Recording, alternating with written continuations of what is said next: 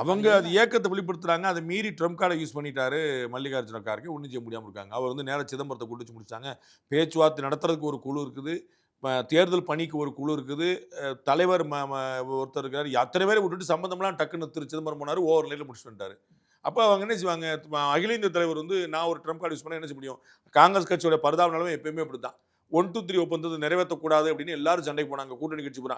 மன்மோகன் சிங் வந்து நிறைவேற்றியா இல்லையானாரு. அவர் பலவீனமான தலைவர் ஒண்ணுமே இல்ல. ஆனா பிரதமர் நிறைவேற்ற முடியுமா முடியாதா அப்படின்னாரு. என்ன செய்யறது அப்படின்னு எல்லாம் மாட்டிக்கிட்டாங்க. அதேதான் இவர் பலவீனமான தலைவர். ஒரிஜினல் தலைவர் ராகுல் காந்தி தான். ராகுல் காந்தி பேச்சா மல்லிகார்ஜுன கார்கே பேச்சா ராகுல் காந்தி பேச்சா கேட்பாங்க. ஆனா வந்து தலைவர் இல்ல.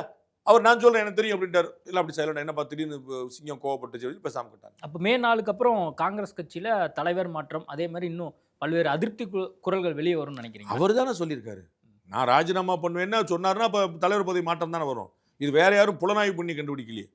அவர் தானே சொன்னார் ராஜினாமா. அப்படி ஆட்டோமேட்டிக் இவங்க எல்லாருமே எங்களுக்கு உடன்பாடு இல்ல அப்படின்னு அதனை சொல்லியிருக்காங்கல்ல.